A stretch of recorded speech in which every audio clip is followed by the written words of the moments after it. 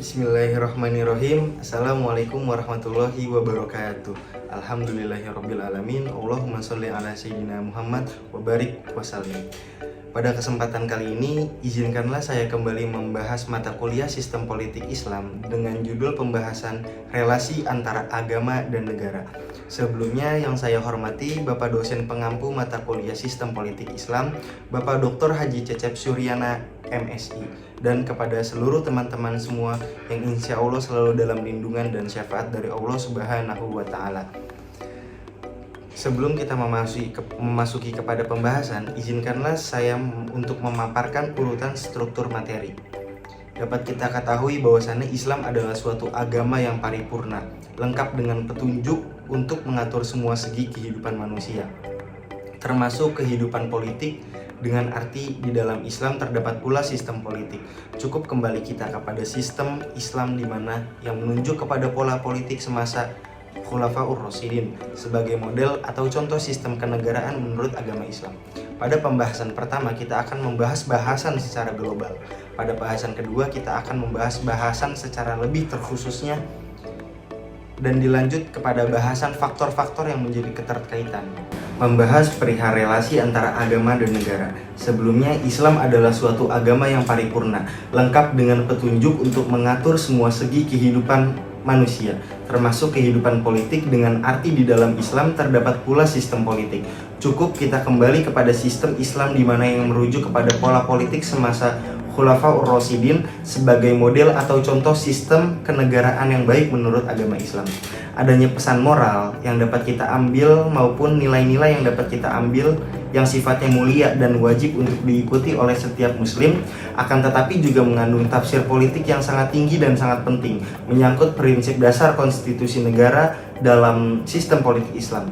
Ayat-ayat yang menegaskan bahwasannya Al-Quran itu mengandung nilai-nilai yang bersifat universal dan komprehensif, yang tidak hanya mengatur hubungan manusia dengan Tuhannya, tetapi sekaligus berbicara tentang sistem bermuamalah dengan sesama manusia dalam kerangka kehidupan yang majemuk dalam sebuah institusi negara, di mana umat Islam sebagai objek hukum dituntut untuk mengamalkan dalam kehidupan bernegara dan berbangsa. Secara global, bahasan antara agama dan negara dihubungkan yang berdasarkan Pancasila, di mana sila ketuhanan yang Maha Esa menegaskan bahwasannya Indonesia bukanlah negara yang berdasarkan hukum agama dan bukan pula negara yang memisahkan antara agama dan negara, tetapi negara yang berketuhanan, di mana negara menempatkan agama dan kepercayaan sebagai ruh atau spirit keutuhan negara.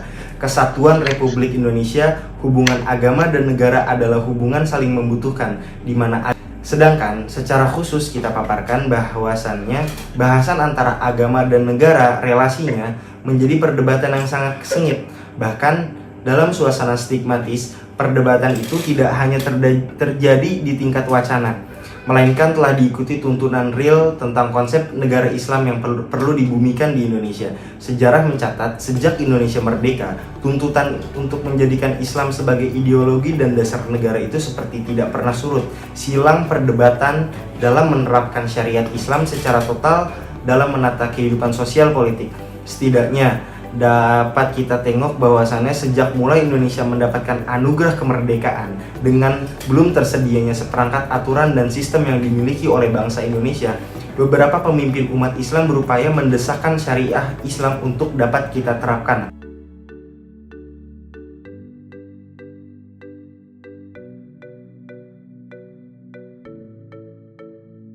Selanjutnya saya akan membahas materi tentang mengenai pendapat berpikir agama Islam menurut Nurcholish Madjid, atau bisa kita tahu beliau adalah pemikir Islam. Beliau mengatakan bahwasannya kontroversi mengenai hubungan antara agama dan negara dalam Islam selalu terjadi dalam nuansa yang stigmatis, bahwasannya agama dan negara tidak dapat dipisahkan karena agama merupakan landasan hidup dan menjadi kultur kehidupan masyarakat dalam bernegara. Beliau menolak tegas konsep bernegara Islam, terutama dalam konteks keindonesiaan, karena menurut beliau negara Islam merupakan distorsi hubungan proporsional antara agama dan negara. Oleh karena itu, negara Islam bukanlah negara agama, bukan pula negara yang sekuler, karena pada dasarnya Orientasi kita, tujuan politik dalam Islam secara global adalah hubungan yang saling membutuhkan di mana agama memberikan kerohanian dalam berbangsa dan bernegara, sedangkan negara menjadikan kehidupan kita untuk selalu beragama. Adanya ketegasan dan suatu hal yang menjadi kesan sepanjang sejarah umat manusia menjadi dua faktor penyebab hubungan agama dan negara menjadi perdebatan yang sengit.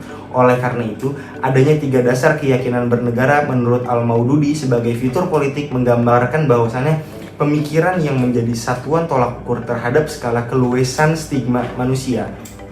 Ada 3. Yang pertama, dasar dari keyakinan itu adalah menjadikan Islam negara paripurna, di mana lengkap dengan petunjuk untuk mengatur semua strategi kehidupan manusia, termasuk menjalani kehidupan politik dengan arti di dalam Islam terdapat pula sistem politik yang dapat kita atur. Kedua, menjadikan agama sebagai kekuasaan tertinggi pada Allah Subhanahu wa Ta'ala dan manusia sebagai pelaksana kedaulatan Allah tersebut, sebagai khalifah Allah yang ada di bumi. Dan sebagai pelaksana kedaulatan Allah, umat manusia dan bernegara harus tunduk kepada hukum-hukum sebagaimana yang tercantum di dalam Al-Quran dan Al-Sunnah Nabi Muhammad SAW. Dan adanya sistem politik Islam yang menjadi suatu sistem yang universal dan tidak mengenal batas-batas dan ikatan-ikatan geografi, bahasa, dan kebangsaan. Mungkin itu yang dapat saya paparkan, kurang lebihnya mohon maaf. Wassalamualaikum warahmatullahi taala wabarakatuh.